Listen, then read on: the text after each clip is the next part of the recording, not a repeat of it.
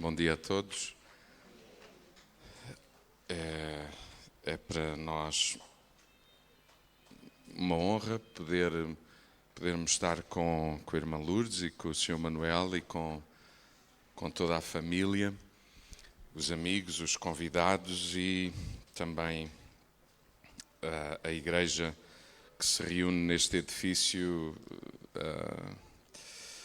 todas as semanas, várias vezes durante a semana, com razões diferentes a cada dia. Realmente eu não sei o que é que vocês acham, mas eu acho que o que celebramos aqui nesta manhã deveria ser notícia de abertura de alguns telejornais, de capas de revista, aquelas revistas cor-de-rosa que o que vendem é mais aquele que anda com aquela que não é dele e dela e que no fundo esse é o que vende, é mesmo o que vende, porque realmente o que celebramos aqui hoje não vende, apesar de ser raro, porque é um contrassenso na minha perspectiva. Não tem nada de coerente. O que deveria de ser notícia é o que não é comum. Mas o interessante é que uma coisa fora do comum também não é notícia porque acho que vai contra a maré e contra a corrente. E as pessoas ao verem aquilo dizem, isto não é boa notícia. Mas não é porque deixou de ser boa notícia. É porque ao ser boa notícia põe em causa a nossa vida. Portanto, eu quando vejo um exemplo melhor do que eu, não gosto por princípio. Isso tem a ver com a natureza do homem. Eu, pessoalmente, acho que o que celebramos aqui é de facto uma boa notícia. Os filhos que o digam, e já o disseram, os netos que o digam, e se calhar deveriam e poderiam dizer, e os amigos, eu que não privo muito com a irmã Lourdes, nem com o Sr. Manuel, eu pessoalmente acho que é uma excelente notícia e um encorajamento e um estímulo para outros. No fundo, deixem-me dizer-vos já agora, no fundo o que eu estou a dizer é o seguinte: uma das razões por que a sociedade está enferma é porque os exemplos que passam nos órgãos de informação também nos estimulam a copiar o comportamento. Chama-se a isso publicidade. Eu compro o que vejo publicitado. Eu vivo, eu bebo, eu como de acordo com aquilo que me entra pelos olhos em casa. Essa é uma das razões porque nós, no mínimo, deveríamos ser seletivos com os nossos filhos, especialmente naquela idade de formação, em especial até aos 7 anos. Deveríamos ter muito cuidado com o que permitimos e não permitimos que eles vejam na televisão, etc. Mas eu quero dar-vos os parabéns. Mas escute. E eu quero ir à palavra de Deus, escute isto com ouvidos de ouvir. Eu não vos quero dar os parabéns por estarmos aqui hoje, porque como as filhas já disseram, isto hoje é apenas a festa dos 50 anos. E celebrar os 50 anos, isso é facílimo. Se celebrar 50 anos fosse apenas estar aqui no lugar de honra e comermos à conta deles, isso é uma maravilha. Quem é que não? O problema é que para estarmos hoje aqui a celebrar, houve 50 anos de muitas lutas que tiveram que ser ultrapassadas. E algumas vezes nós esquecemos-nos disso. Nós sempre queremos ter a vida que os outros têm, mas não queremos passar por aquilo que eles passam para ter o que têm. Eu conheço uma série de gente que tem inveja até da minha vida. O meu pai tem, mesmo à entrada da casa dele, o meu pai é um homem de negócios, meu pai tem mesmo à entrada da casa dele um azulejo que eu não poria na minha casa, mas ele põe, tanto que põe que pôs, está lá, que diz assim: se queres ter a minha vida, trabalha, malandro.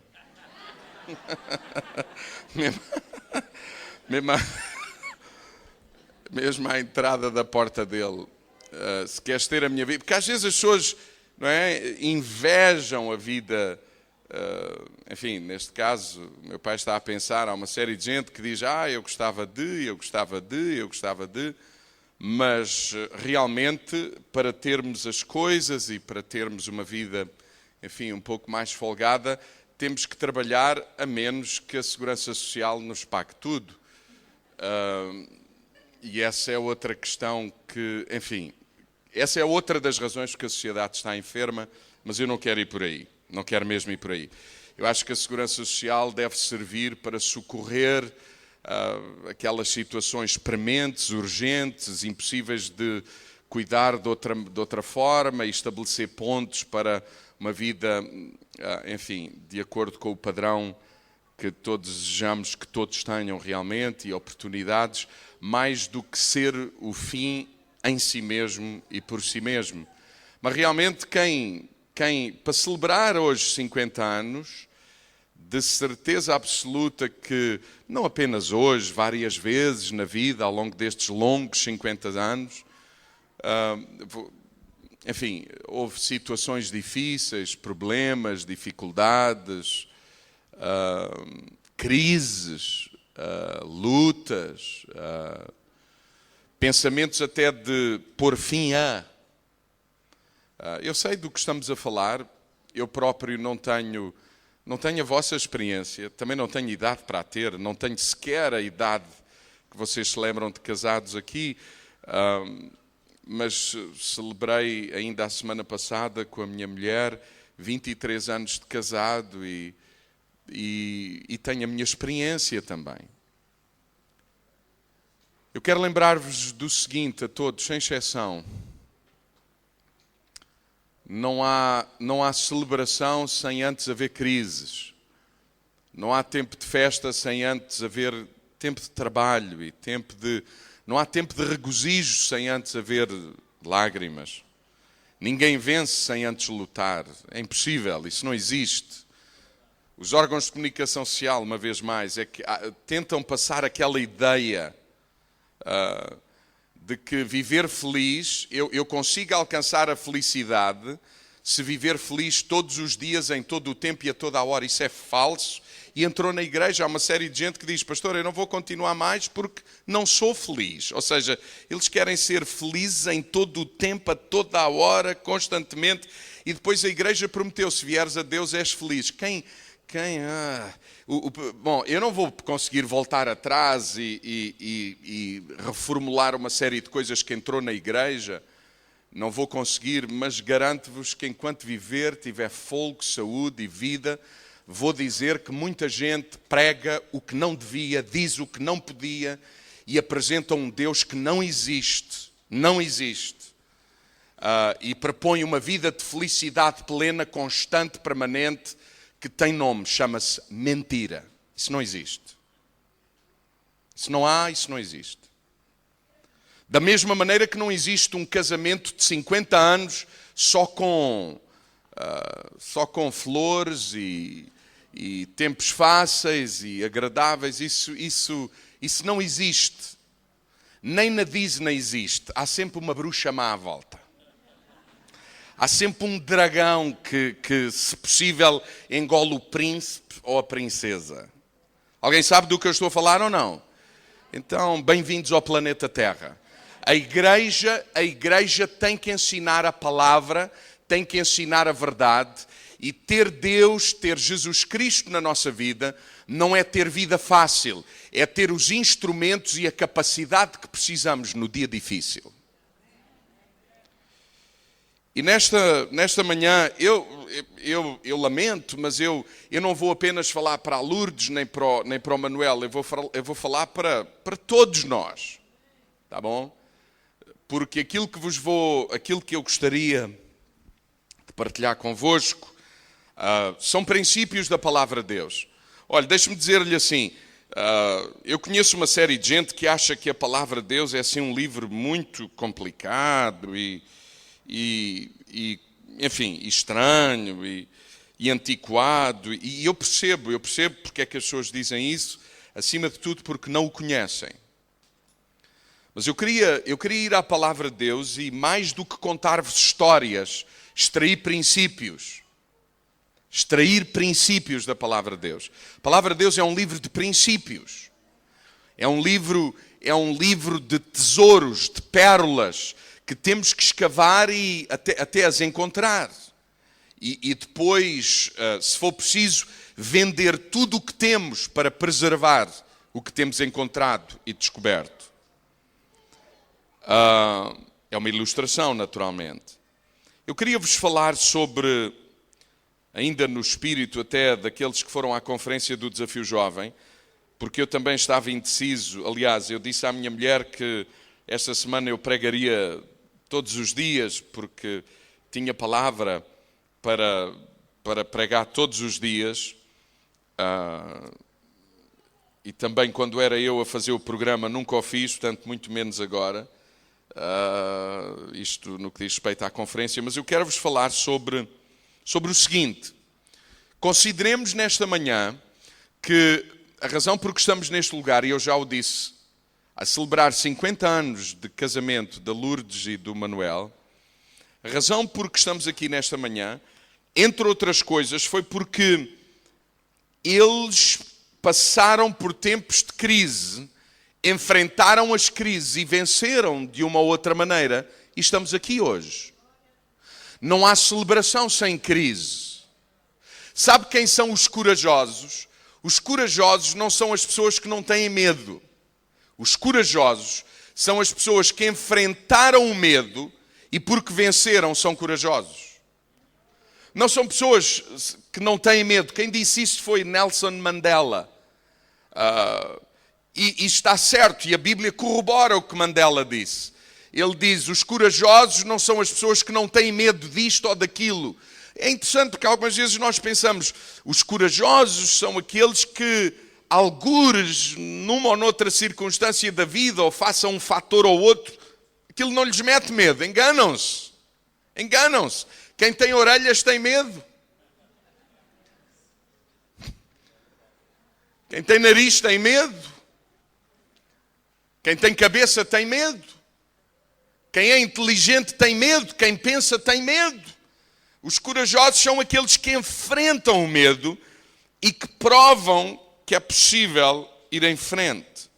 Estamos aqui hoje porque eles passaram por crises. Deixem-me dizer-vos assim, tudo aquilo que vocês estão a construir hoje permanecerá se no tempo da crise vocês permanecerem. Se em tempos de dificuldade e de crise vocês enfrentarem a situação. E é sobre isso que eu vos quero falar, como igreja, como casal, como pais e filhos, como empresários, como cidadãos, como... Gostava muito que alguns governantes estivessem aqui e ouvissem alguns destes princípios que vos estou a falar. Eu quero considerar convosco 5 pessoas ou 5 grupos de pessoas que passaram por crises,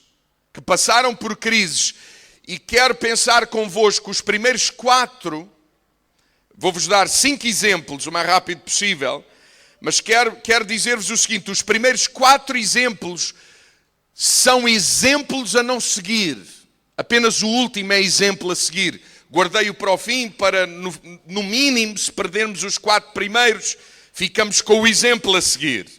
Quantos de vocês sabem que na vida a gente aprende com exemplos? Por isso chamamos a isso um exemplo. Certo? Mas na vida a gente aprende com maus exemplos e com bons exemplos. Simples. O mau há que não seguir. O bom há que o seguir. É simples. O mau não é para criticar, é no mínimo para fazer uma análise, uma autoanálise, não apontar dedos, mas antes dizer, bom, Deus me livre, o Senhor me guarde, Deus me guarde de ir por aquele caminho. Há muitos anos que eu aprendi, quando vejo alguém a fazer o que não deve, a não julgar. Há muitos anos.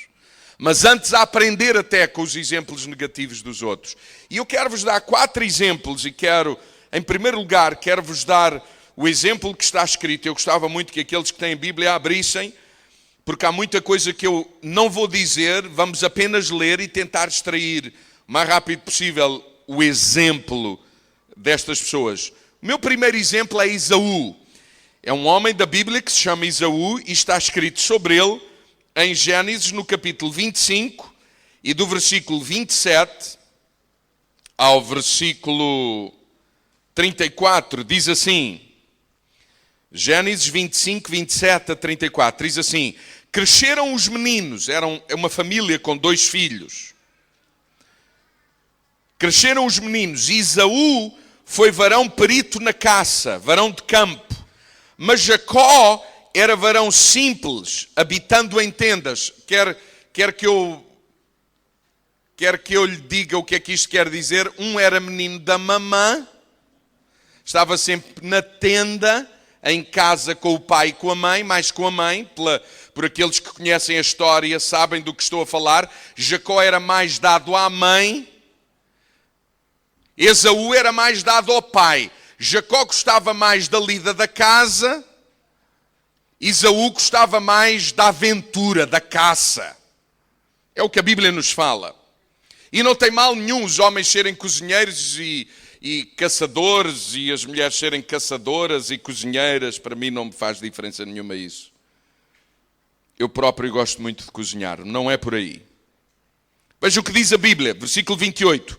E amava Isaac, cá está o pai, a Esaú, porque a caça era de seu gosto, mas Rebeca, a mãe, amava a Jacó porque o rapaz ajudava a lavar a louça. E veja o que diz, eu não quero entrar em muitos pormenores, que não é por aí, mas veja o que diz. E Jacó cozeu um guisado e veio Esaú do campo e estava ele cansado. Cá está, Jacó gostava da arte da cozinha, como eu gosto. E eu gosto das duas coisas, de cozinhar e de comer. Diz assim, Jacó cozera um guisado e veio Esaú do campo e estava ele cansado. Portanto, Jacó cozinhou e o irmão Esaú veio do campo, estava cansado e disse Esaú a Jacó, ao cozinheiro, ao irmão, deixa-me, peço-te, comer desse guisado vermelho, porque estou cansado, por isso chamou o seu nome Edom. Então disse Jacó, vende-me hoje a tua primogenitura. E disse Esaú, eis que estou a ponto de morrer, e para que me servirá logo a primogenitura. Então disse Jacó, jura-me hoje, e jurou-lhe, e vendeu a sua primogenitura a Jacó. E Jacó deu pão a Esaú, e o guisado das lentilhas, e ele comeu e bebeu, e levantou-se, e foi-se. E veja o que diz agora, o final do versículo 34. Assim desprezou Esaú a sua primogenitura. Para aqueles que nos visitam, e mesmo quem não nos visita, algumas vezes há expressões na Bíblia que não tiramos verdadeiramente o sentido porque desconhecemos o significado das expressões. Parafraseando a Bíblia.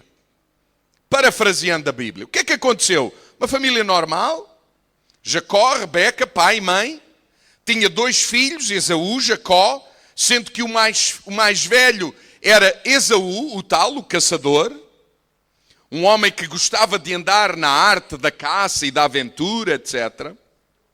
Simples, ele era o mais velho, Esaú era o mais velho, e sabe, de acordo com a tradição do povo de Israel, o filho mais velho tinha o direito de primogenitura. O que é que isto significa em linhas gerais e muito mais rápido possível? Era o primogênito, não é o primogênio, isso é outra coisa. Eu já ouvi gente na igreja até falar disso a sério, o primogênio, não é primogênio, é primogênito. O primogênito significa o mais velho que tem direitos sobre todos os outros irmãos, tem direitos extra sobre todos os outros irmãos, nomeadamente no que diz respeito a heranças. Ainda bem que isso acabou. Bom, especialmente para os pais que deixam alguma coisa aos filhos. Há pais que não têm problemas de herança, não têm nada para deixar. Mas, não percebi. Pois, também é verdade. Há uma série de filhos que se esquecem disso. Quando pensam em herança, pensam no que têm a receber e não no que têm a pagar. Quantas famílias têm desmoronado por causa de heranças, Bom, mas eu não quero entrar por aí. Simples. na cultura do povo de Israel, o filho mais velho tinha mais de 60% das posses dos pais. O resto era a dividir por todos. Fantástico, hein? Esaú era o mais velho. Mas no tempo do Velho Testamento, entre o povo de Israel, o primogênito era por princípio, aquele que teria mais sensibilidade à voz de Deus para a família. Era aquele que deveria ser tipo o profeta da casa, o profeta da família. Aquele a quem, ouça isto com ouvidos de ouvir, aquele a quem também o pai passava a maior herança espiritual. Não era só material, era espiritual. A revelação era com ele que o pai perdia mais tempo a ensinar o que tinha aprendido e recebido de Deus para que a revelação continuasse de geração em geração. Por sua vez, esse filho mais velho ensinaria o filho mais velho, de forma a que ele lembrasse os irmãos e os descendentes que dele viria, sobre as coisas de Deus. E o que aconteceu foi simples. Escute isso com ouvidos de ouvir. Sabe o que aconteceu? Esaú foi à caça, pelos vistos foi uma caça prolongada, cansativa, fora do normal, uma crise. Está a ver aqui? Uma crise, um tempo de crise. E veio tão cansado, veio tão desanimado, veio tão sem forças, veio tão, você percebe, tão saturado daquele tempo de caça. E mais do que isso, veio esfomeado, veio doido de fome. E chega à caça e cheira-lhe a um cozinhado, que neste caso concreto era um cozinhado que Jacó, o pai, apreciava e pedia ao filho mais novo para cozinhar, etc. E o pai, a mãe, etc. E o que aconteceu foi que o filho mais velho chega à casa, o tal que tem direito à primogenitura, à maior parte da herança dos pais, e chega à casa e diz para o irmão: dá-me do teu guisado. Ou seja, deixa-me comer tudo o que tu preparaste, porque estou cheio de fome. Jacó, que na Bíblia é conhecido como o enganador, aquele que está sempre à procura de uma oportunidade para... Eu não quero entrar em muitos pormenores. Na oportunidade, naquele tempo específico, vira-se para Esaú e diz: Esaú, é simples, eu dou-te o meu guisado se tu me deres o teu direito de primogenitura. Você está a ver? Ouça, por um prato de lentilhas, era o caso, por um almoço, o filho mais velho diz: mas tu queres o meu direito de primogenitura? Eu dou-te. De qualquer maneira, também prevejo que morra em breve. De que é que isso me serve? Sabe o que é que a Bíblia diz? Diz a Bíblia que Esaú deu de mão beijada o direito de primogenitura a Jacó por um prato por uma refeição. Agora não importa que tipo de refeição é. Mas você percebe? O que é que a Bíblia está a dizer? Qual é o princípio que nós podemos perceber aqui da Bíblia? Esaú depreciou. Sabe o que quer dizer depreciar? Não valorizou, depreciou. Não, sabe porquê que isto não é notícia hoje, 50 anos de celebração de casamento? Porque depreciamos, desvalorizamos o casamento, desvalorizamos a construção de um lar. Eu vou dizer-vos assim: há muita gente com casa, mas há pouca gente com lar. Há muita gente com muita gente em casa, muito movimento, mas pouca família. Porquê? Porque depreciamos, não tem o valor que outrora tinha. Sabe porquê é que celebramos 50 anos de casado hoje aqui da Lourdes e do Manuel? Uma razão simples. Houve alturas na vida em que, se eles tivessem depreciado ou desvalorizado o suficiente a relação, nem eles aqui estavam, nem nós estávamos hoje de manhã aqui a fazer o que estamos a fazer. Há uma série de gente, mas isto a vários níveis. Os alunos não valorizam o tempo da aprendizagem na escola. Não valorizam o tempo. A maioria dos jovens não valoriza o dinheiro que os pais lhes dão, a mesada ou a semanada. Os filhos hoje, eles até acham que o pai pagou, não fez mais que a obrigação dele. Afinal, eu estou cá por causa deles. Eu não pedi para vir.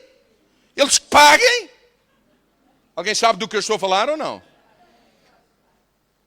O filho pede, pai, quero isto. E o pai vai a correr dar. Olha, papás, vocês estão cá. A igreja é um lugar onde nós aprendemos a viver de acordo com os princípios da palavra de Deus. Você sabe, eu acho que nós pais não devemos expor os nossos filhos às mesmas necessidades e dificuldades que nós tivemos na vida, e eu sou um deles. Os meus filhos têm muitíssimo mais do que aquilo que eu tive, mas por princípio eu não lhes dou o que eles querem quando pedem, quando lhes apetece. Porque dar aos filhos o que eles querem quando lhes apetece, especialmente para com os pais que têm posses, incute na vida das crianças e dos adolescentes e dos jovens de que a vida é fácil e mete-lhes, põe-lhes na massa do sangue uma mentalidade que, por princípio, desvaloriza, deprecia aquilo que de valor existe na vida. Você sabe, hoje, mesmo na igreja, hoje nós temos que chamar as coisas pelo nome. O índice de divórcios fora da igreja é igual ao índice de divórcios dentro da igreja. Não há diferença. É interessante, as pessoas que estão fora da igreja pensam, não, eu não vou à igreja porque eles são muito melhores do que eu.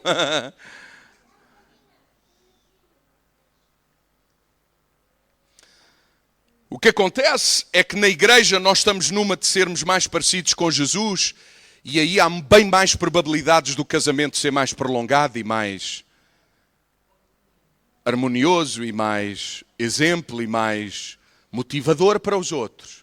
Mas a verdade é que na igreja as pessoas têm os mesmos problemas que têm todos os outros fora. Mais do que isso, até entre os pastores, o casamento tem alturas que é complexo. Porque somos todos feitos da mesma massa. Aqui não há uns que são de carne da testa e outros carne do lombo, bife do lombo. É tudo, somos todos da mesma massa. Mas ouça isso com ouvidos de ouvir. Sabe porquê que uma série de relações terminam?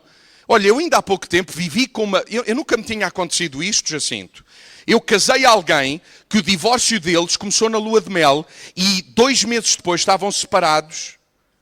2 meses depois da lua de mel, estão separados. Nunca me tinha acontecido isso. Você já imaginou? O processo de separação começou no hotel em lua de mel. Chama-se isto modernidade. Estamos tão avançados, que as coisas andam a uma velocidade, é uma coisa tremenda. Hoje há uma série de gente que a razão para divórcio é ela não sabe cozinhar.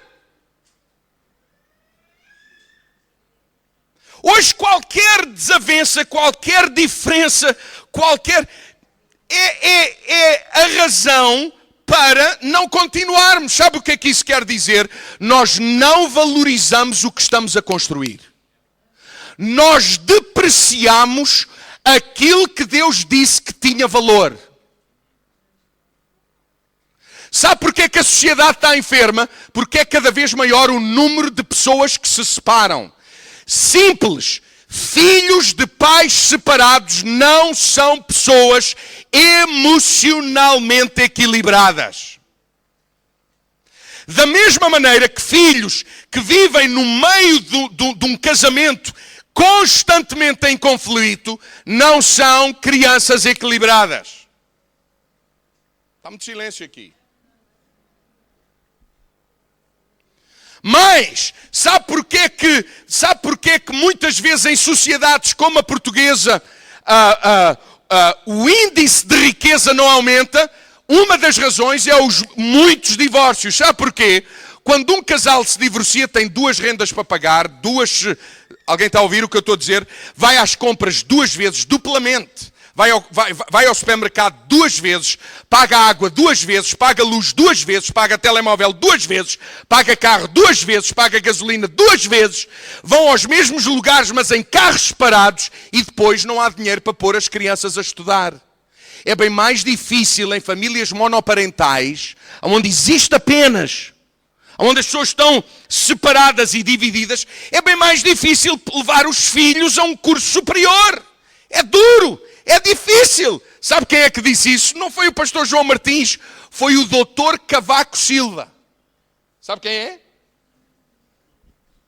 Sabe quem é? É o presidente da República atual. Foi ele que disse isso.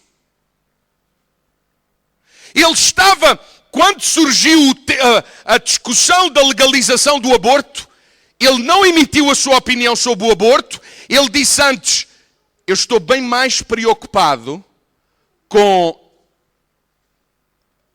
o envelhecimento da população portuguesa por falta de natalidade. Sabe porquê que os casais têm poucos filhos? Querem ter boa vida.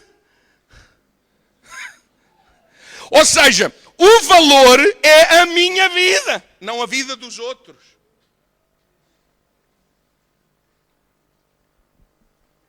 É mentira o que eu estou a dizer. Um dia desse eu estava a falar com um casal de artistas, não vou dizer o nome, claro, que fazem o favor de ser meus amigos. E estávamos a conversar e estávamos a falar disto e ela começou a chorar e ele também a dizer, João, mas é mesmo verdade, nós optámos por ter filhos só depois dos 40 anos, porque até aos 40 queríamos curtir. E dizia-me ela assim para mim, mas sabes, a realidade é esta, quão difícil é aos 40 ter pachorra para acordar 6 noites por semana. Alguém sabe do que eu estou a falar ou não? É por isso que sabe o que é? É que aos 40 estamos bem mais perto da idade e da preparação para ser avô do que para ser pai. E sabe qual é o papel do avô? O papel do avô é estraga ao filho, porque o papel do pai é repara ao filho. E o filho precisa das 2 coisas para ser equilibrado. Emocionalmente. Você sabe que os avós, as crianças aprendem a ir para além do limite. Com os pais, as crianças aprendem a andar no limite. Alguém está aqui e diz, pastor, pode explicar? Eu explico, só que só vou no ponto 1. E tem mais 4. Sabe como é que é? Lá em casa, o menino, se não quer comer, a mãe diz, não, vais comer. Aqui a mamãe não faz segunda refeição para o menino quando não gosta. Não come muito, come menos. Não come o peixe, come pão. Não come a sopa, come pão.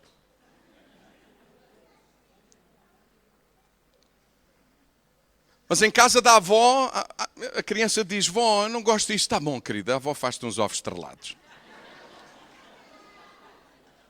Alguém sabe do que eu estou... Vocês estão-se a rir porque lembram-se do que a avó faz, não é?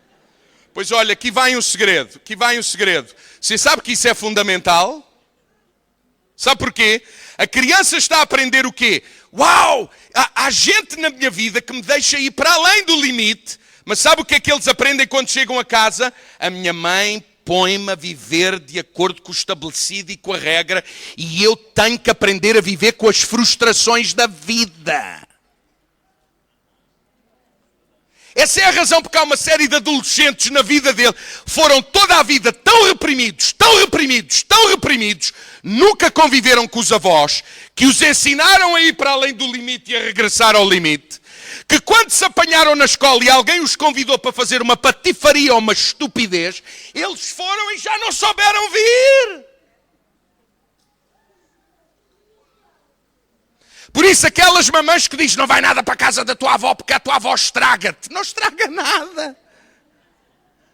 Não estraga nada. É suposto é que não viva com a avó, porque senão estraga mesmo.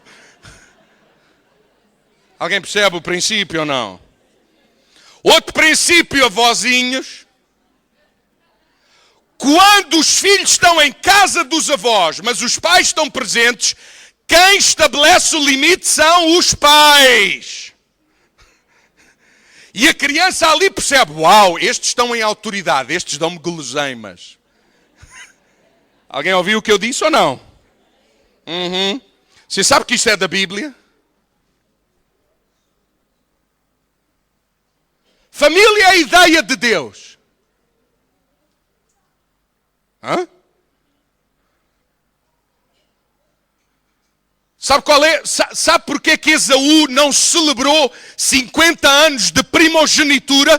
Porque depreciou, desvalorizou. Sabe porquê que há uma série de gente que não vai mais longe na relação com Deus, não vai mais longe nas relações humanas, não vai mais longe nos negócios, não vai mais longe em N áreas, em todas as áreas da vida, quando não valorizamos o que tem valor, depreciamos. Vou-me embora porque não sei quem disse-me não sei o quê. Hoje há uma série de gente que por um prato de lentilhas vende joias preciosas. Oportunidades únicas de ouro na vida.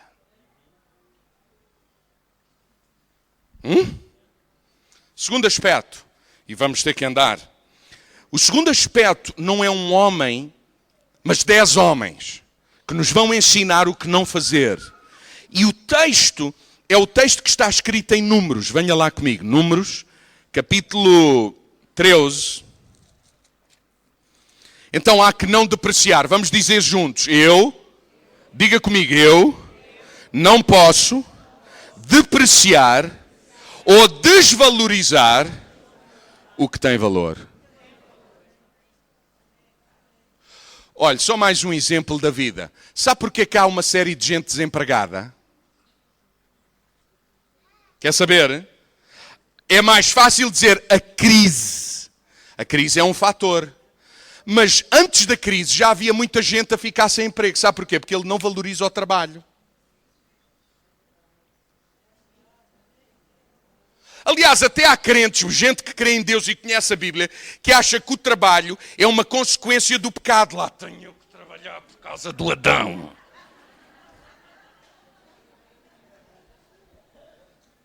Ouça, meu amigo, trabalho é a ideia de Deus. Sabe porquê? Se você não trabalha, deprime. Se você não faz nada na vida, você é um candidato a ter umas consultas comigo, que sou psicólogo. Sabia disso? Sabe qual é a razão número 1 da venda de antidepressivos? E Portugal é um dos países do mundo que mais antidepressivos consome. Sabe qual é a razão número 1? Nós não gostamos de trabalhar. Portugal não é mais pobre porque estamos na cauda da Europa. Até porque os mesmos portugueses que aqui não trabalham, em ambientes onde trabalhar é imposto, senão não se come, são os melhores trabalhadores. Eu conheço a comunidade portuguesa por vários países no mundo, Europa, América do Sul, América do Norte. Tenho o privilégio de viajar e de ministrar, pregar, ensinar em muito lado. Na África, a mão de obra, das mãos de obra mais apreciadas no mundo inteiro é a portuguesa. E eu tenho orgulho nisso. Porquê é que as coisas não andam? Porque o patrão não faz mais que a obrigação dele se não pagar. Se eu produzo ou não, isso é problema meu.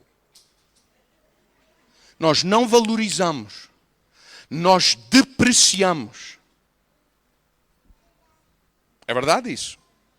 Sabe também porque é que há maus empregados em Portugal? Tinha que lá ir ao outro lado também. Sabe porque é que isso também? Porque os patrões só pensam neles. Quando é para ganhar, é tudo para eles. Não valorizam devidamente o empregado. Pagam o mínimo, exigido por lei. Por isso também recebem o que semeiam. Aguente-se. Hã? não valorizam a pessoa, não valorizam o esforço, não há objetivos, não há alvos, não há metas. Olha, se a empresa chegar a este nível, eu reparto no fim do ano X.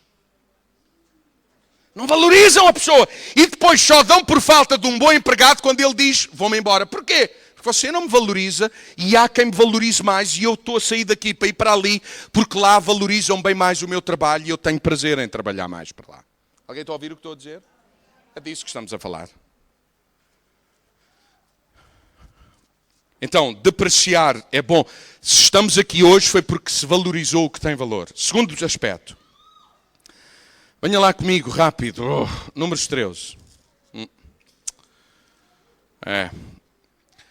Versículo 25. Veja o que diz. Depois voltaram de espiar a terra. Aqueles que estão mais familiarizados com a Bíblia sabem do que estamos a falar.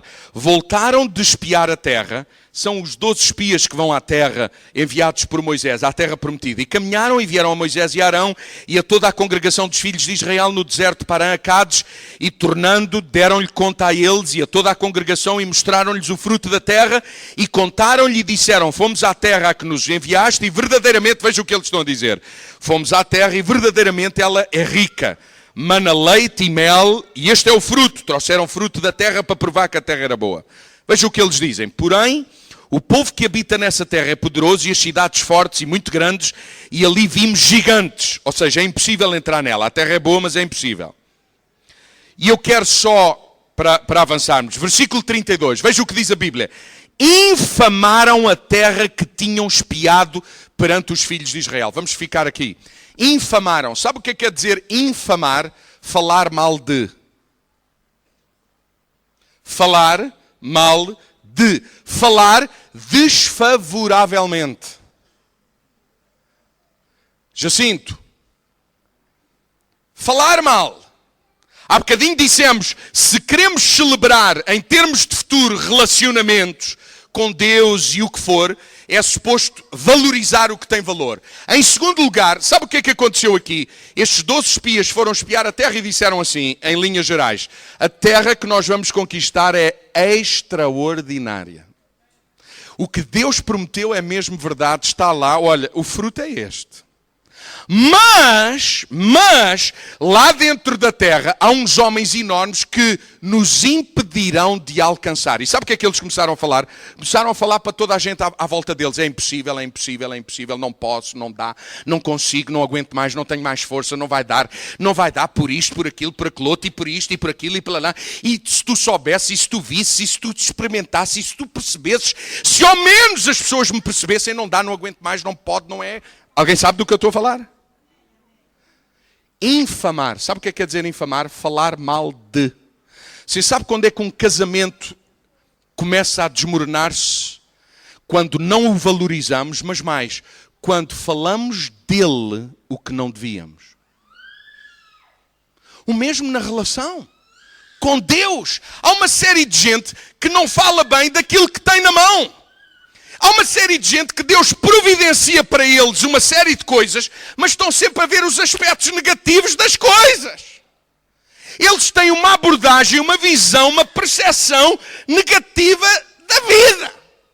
E da boca deles só saem palavras negativas, depreciativas.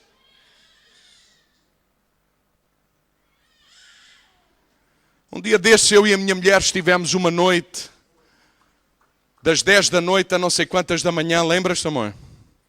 Hoje tenho companhia. Faça favor. Até quantas da manhã? 3 da manhã, com um casal à beira da separação. Sabe porquê? A moça, é uma rapariga nova, o marido tem um feitio de ir às lágrimas, mas ela não é melhor, cada um tem o que merece. Cada um até tem de acordo com aquilo que semeia. Vocês sabem disso. Eu faço a minha mulher faz-me a mim. Sabe o que é que aquela moça fez? Foi ao cabeleireiro e disse, aquelas conversas de mulher no cabeleireiro e tal. Bom, de mulher e de homem também é a mesma coisa. Lá e tal, e a conversar umas com as outras. E de repente, E de repente ela dá um desabafo lá no cabeleireiro a dizer: pá, estou tão farta do meu marido, isto, aquilo, aquele outro, e ele está tão parvo, tão isto, tão aquilo. E a mulher do marido. Sabe o que é que aconteceu? No cabeleireiro estava alguém conhecido do marido que ouviu o comentário sobre o marido e foi dizer ao marido que se estava a infamar. Você sabe do infamar? Isto é a mesma coisa. A professora está na escola e ouviu, soube que alguns alunos comentaram essa palerma, essa ignorante, essa malfeitona, e depois quando é para dar notas eles acham que a professora vai ser favorável. Não vai ser.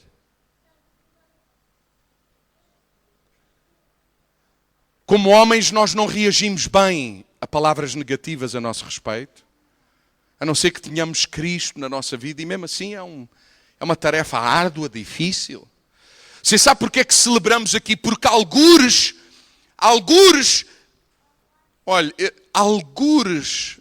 como já foi dito, houve perdão, perdoa-me pelo que eu disse, perdoa-me pelo que saiu da minha boca, perdoa-me o que eu disse sem sequer pensar. Alguém sabe do que eu estou a falar ou não?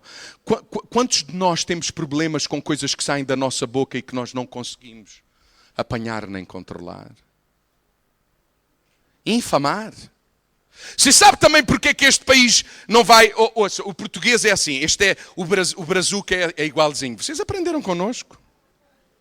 Não admira, a gente tem, infelizmente, roubámos muito ouro e muita, enfim, fizemos muita patifaria lá para o Brasil e deixámos algumas coisas que realmente também não são muito agradáveis. Sabe como é que é o brasileiro e o português? O brasileiro e o português estão na terra deles, isto não presta, é uma porcaria, estou tão farto de viver neste país. Isto é dos países mais pobres do mundo, mais miseráveis. Os quadros dos políticos corruptos, bandidos, malandros. O serviço público não fazem Nerão. O homem vai lá, perde horas e... Hã? Quando somos bem atendidos num serviço público, a gente até acha estranho. Alguém sabe do que eu estou a dizer ou não? Uau! A mentalidade da cunha, isto só funciona se eu tiver conhecimentos. Mas sabe o que é que acontece com o português e com o brasileiro? Estão 2 dias, 5 dias fora da terra deles. Meu rico Portugal, aquilo é que é uma terra. Sardinhas e a praia, o mar, o Algarve, o sol, os doces do Algarve, aqueles doces os ovos moles de Aveiro, a chanfana não há terra como a nossa. Alguém sabe do que eu estou a falar ou não? O Jerez, o Minho, que coisa linda, magnífica. O Porto, o vinho do Porto, coisa. Não há como a nossa terra. Mal aterramos no aeroporto, as malas demoram 2 minutos mais do que em Amsterdão e a gente diz, cheguei a Portugal.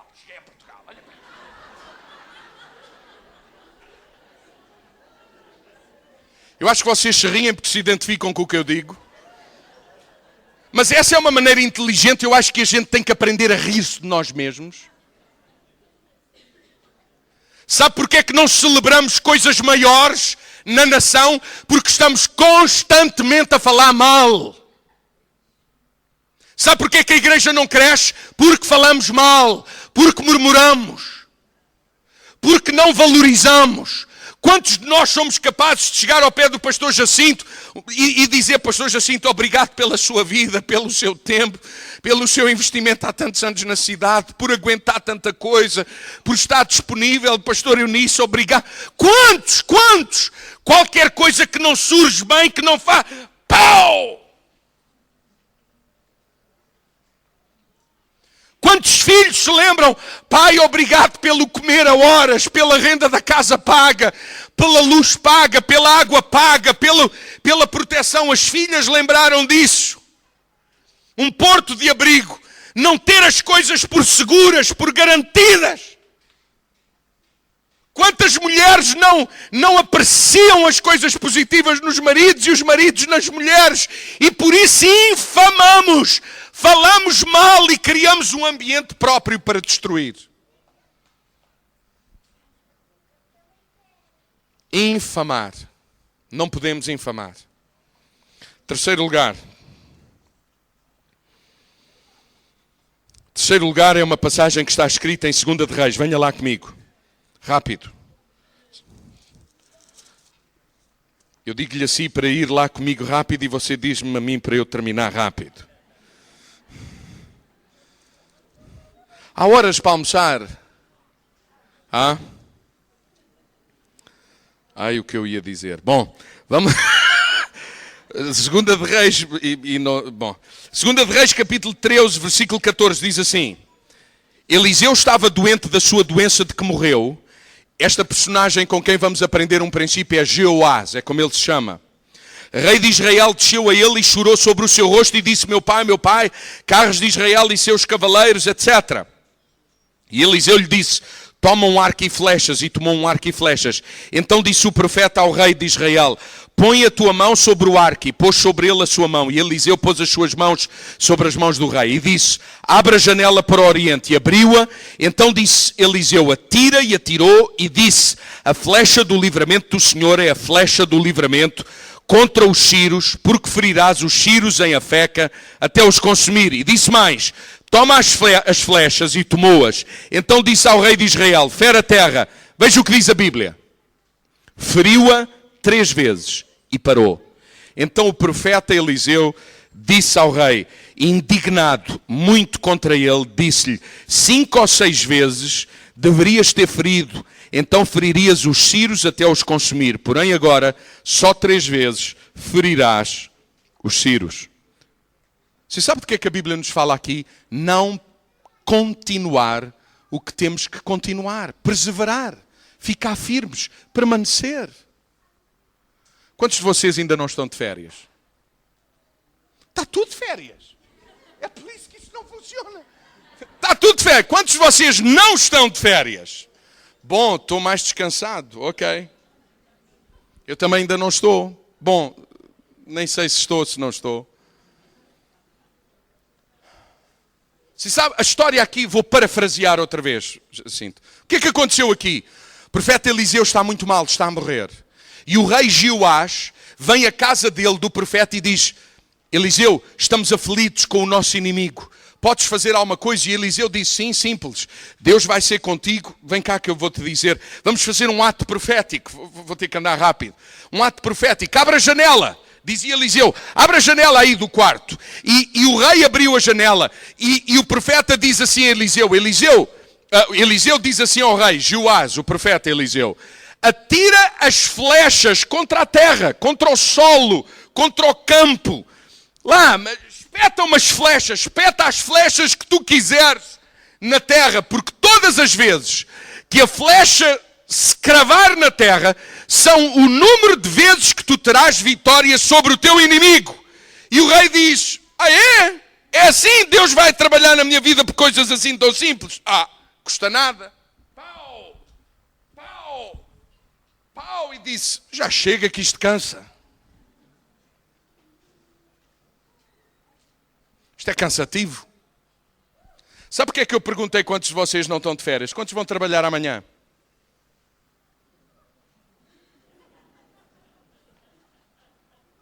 É uma bênção, não é? É uma alegria. Quando à segunda-feira o despertador toca às 7, é um prazer. Hã? É isso? Há 1/4 para as 7. Ora bem. Porquê que você vai? Sabe porquê que você vai? Porque você sabe que não pode parar. Sabe porquê que não se celebra tantos casamentos como estamos a celebrar aqui? Que as pessoas não têm noção, não têm a revelação, a noção da importância de perseverar, de permanecer. Umas vezes apetece, outras vezes não apetece, umas vezes estamos bem, outras vezes não estamos, uma vez estamos felizes, outras vezes não estamos, umas vezes o vento sopra a favor, outras vezes contra, mas há que permanecer. Não há outra maneira. Não há outra maneira. A Bíblia diz que Jeoás não permaneceu, ou seja, não continuou a fazer o que era suposto fazer. Quantos aqui educam filhos? Você sabe qual é um dos problemas com a educação dos filhos? Nós, como pais, temos que dizer a mesma coisa. Quantas vezes? Inúmeras vezes. Todas quantas forem precisos. E às vezes os miúdos dizem, já sei. Mas sabe, o que muda a vida das pessoas não é o que elas sabem, é o que elas fazem em função do que sabem. Por isso os pais falam até que as coisas aconteçam. E às vezes são muito chatos. Há que perseverar. Há que permanecer. Há que não desistir.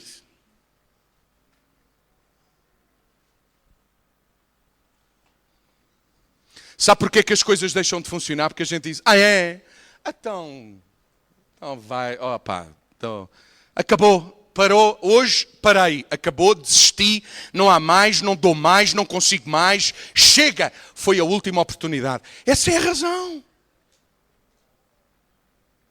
Essa é verdadeiramente a razão. Não perseveramos, não permanecemos, mas era tão difícil, claro que era difícil. Mas ao não querermos fazer hoje o que era difícil, viveremos bem mais anos na dificuldade. Alguém está a ouvir o que estou a dizer? Quando diante de uma crise tu não perseveras porque é difícil, ao evitares esse difícil, terás consequências prolongadas de tempos difíceis. Eu dou um exemplo da vida. Filho vai estudar. Já vou. Alguém sabe do que... Deixa-me acabar de ver o filme. Deixa-me acabar. É só este jogo. Só mais 20 jogos. É só este jogo. Como perderam, começa outro novo até ganhar. Como ganharam, querem ganhar 5 vezes. E 2 horas depois, está na hora de ir dormir e não estudaram. Sabe porquê? Porque estudar é duro.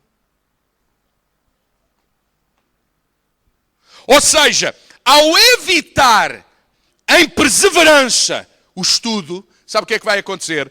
Chegou à sala de aulas e a professora veio com um teste para quem estudou.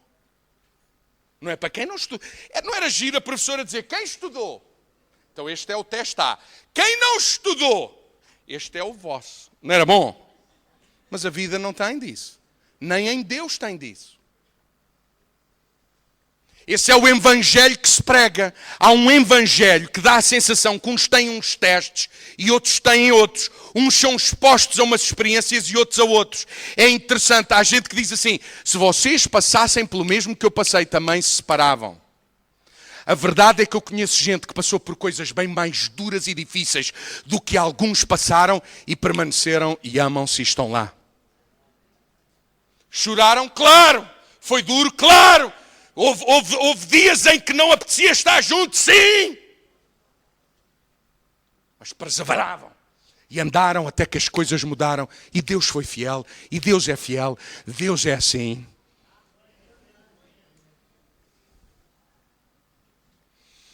Sabe o que é que vai acontecer? A professora passou o teste e o menino chumbou. Sabe o que é que vai acontecer? Para o ano bate com as costas na escola outra vez. Oh Deus, mas tu existes. Porquê é que isto me aconteceu? Porque não estudas. É interessante. As coisas negativas da vida, a culpa é de Deus. As boas é o esforço humano.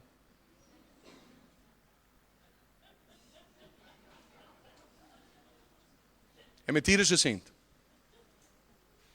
Então, mas porquê que você tem? Porquê? Porque fruto do meu esforço. Então, e a saúde que você tem? Ah, pois é. Pois realmente, esforço humano. Nenhum de nós controla nada. Nem a vida, nada. Nada.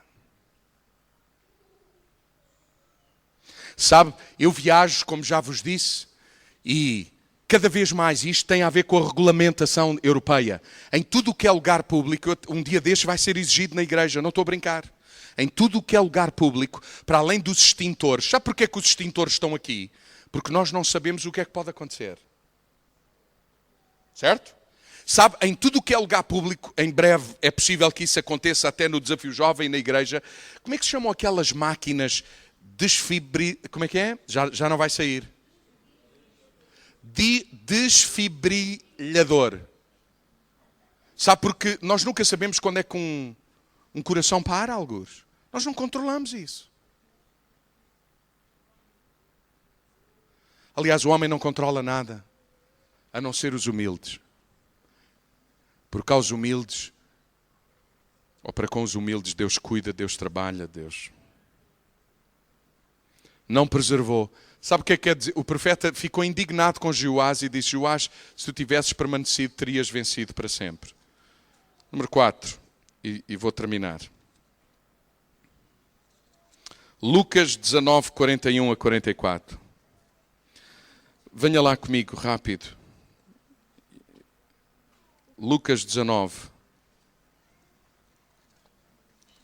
41, diz assim: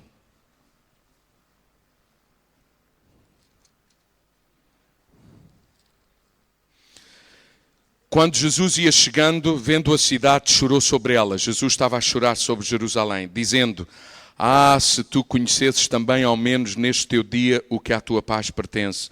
Mas agora isso está encoberto aos teus olhos, porque dias virão sobre ti, em que os teus inimigos te cercarão de trincheiras e te sitiarão, e te estreitarão de todas as bandas, e te derribarão, a ti e a teus filhos que dentro de ti estiverem, e não deixarão em ti pedra sobre pedra, pois que não conheceste o tempo da tua visitação. Sabe de que é que nos fala aqui? Sabe de que é que a Bíblia nos fala aqui? A Bíblia aqui está-nos a falar de protelar, deixar para amanhã o que deveríamos fazer hoje. Sabes por que razão, Jacinto? Jesus só chora sobre uma cidade inteira. Jesus está a chorar e a dizer: se vocês tivessem dado ouvidos todas as vezes que eu vos trouxe um profeta e vos anunciei a palavra. Se vocês, na hora em que eu falei, se vocês tivessem dado ouvidos, não estaríamos aqui hoje.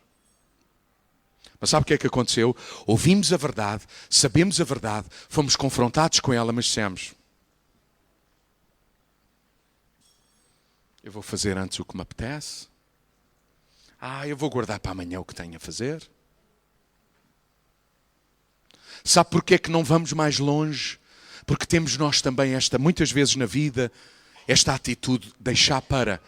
Quantos homens, e os homens nisto são peritos, já Adão foi.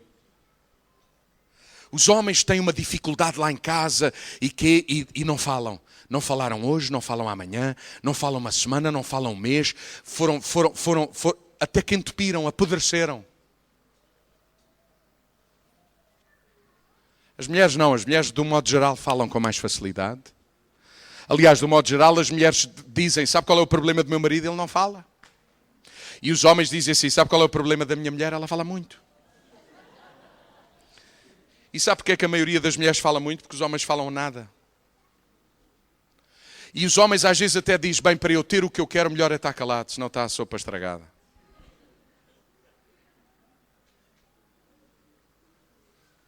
Estão aqui muitas crianças, senão eu dizia-vos o que é que eu quero dizer com isso. Não dizer as coisas a tempo, Jacinto. Na igreja, nas relações, nos relacionamentos entre os amigos. Quantas vezes nós já lamentámos porque é que eu não chamei a atenção quando vi aquele sinal? Porque é que eu não perguntei o que é que se passava quando aconteceu isto e aquilo? Protelar. Se nós protelarmos na relação sempre os problemas e as dificuldades, nós não vamos longe. E finalmente, o 5 e o último exemplo. O nosso exemplo é Jesus nesta manhã. E não apenas nesta manhã, como estilo de vida. O nosso exemplo é Jesus. Venha comigo a Mateus. Um texto muito conhecido, que aconteceu exatamente antes do que celebramos aqui nesta manhã, a morte de Jesus na cruz do Calvário. Diz assim, Mateus 26, versículo 36, diz assim: chegou Jesus com eles a um lugar chamado Getsemane e disse aos seus discípulos: assentai-vos aqui enquanto vou ali orar. E levando consigo Pedro e os 2 filhos de Zebedeu, começou a entristecer-se e a angustiar-se muito. Então lhes disse: a minha alma está cheia de tristeza até à morte. Você está a ver aqui Jesus amargurado, entristecido, desejando que aquele dia nunca viesse. Alguém aqui passou por dias assim? Desejando que aqueles dias nunca viessem. Os irmãos já desligaram, vocês já desligaram? Veja o que diz. Versículo 38. A minha alma está cheia de tristeza até à morte. E Jesus pede aos seus discípulos: fiquem aqui comigo, passem a noite comigo, eu preciso de ajuda. Você está a imaginar Jesus, o Filho de Deus, a pedir ajuda?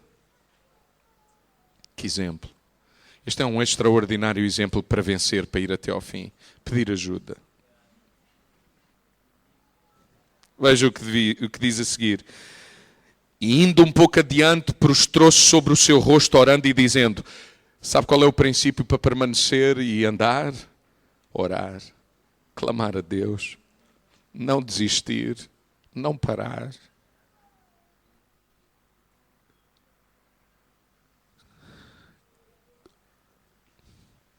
Meu Pai, se for possível, passa de mim este cálice, todavia não seja como eu quero, mas como tu queres. Sabe quem é que permanece? Quem tem esta atitude diante de Deus. Deus, eu não gosto disto. Eu não queria passar por isto. Eu nunca esperei isso. Se for possível, acaba com isto. Mas eu não quero a minha vontade, quero a tua vontade. É gente com esta atitude que vai até ao fim em tudo na vida. Jesus é o nosso exemplo. Por isso Ele é o caminho, por isso Ele tem a verdade, por isso Ele é a vida. E voltando-se para os seus discípulos outra vez, achou-os adormecidos e disse a Pedro: Pedro, nem uma hora pode estar comigo outra vez, eu preciso de ajuda. Vigiem e orem para não entrarem em tentação, dizia Jesus. Na verdade, o nosso espírito está pronto, mas a carne é fraca, percebe? Não apetece isto, não apetece aquilo. Mas se estivermos em comunhão com Deus, o nosso espírito é despertado para as coisas de Deus e é dele que vem a força do nosso espírito em comunhão com Deus, que vem a força de que necessitamos para ultrapassar todas as coisas. E tanto havia para dizer, mas estamos a terminar. E indo segunda vez orou dizendo: meu Pai, se este cálice não pode passar de mim sem eu o beber, faça-se a tua vontade. E voltando outra vez, terceira vez, achou-os outra vez adormecidos, porque os seus olhos estavam carregados. E deixando-os de novo, foi orar pela terceira vez, agora sim, dizendo as mesmas palavras. Então chegou-se junto dos seus discípulos e disse-lhes: dormi agora e repousai, eis que é chegada a hora e o Filho do Homem será entregue na mão dos pecadores. Levantai-vos e partamos, eis que é chegado o que me trai. E a partir daqui Jesus vai até ao fim, passando por aquilo que nunca nenhum de nós será obrigado a passar, porque Ele passou por tudo para que nós tivéssemos vitória. Ele já pagou o preço para que, é verdade, precisamos de perseverar, mas não como Ele perseverou. Para alcançar de Deus a vitória no casamento, nos relacionamentos, na nossa relação com Deus, uns com os outros, na nação, como cidadãos, como profissionais, o que for. Eu oro para que o Espírito de Deus vos fale e oro para que haja na vossa vida a atitude humilde de dele depender e de não incorrerem nas mesmas questões, nos mesmos erros, nas mesmas estruturas de pensamento e de ação, depreciando ou não valorizando o que tem valor, falar mal em vez de falarmos dos aspectos positivos das coisas, desistir não permanecendo, protelando ou omitindo em vez de enfrentarmos e permanecermos. Sigamos Jesus porque Ele é o nosso exemplo. É disso que fala os Evangelhos. E é essa a minha oração para vocês nesta manhã. Que o Senhor vos dê graça.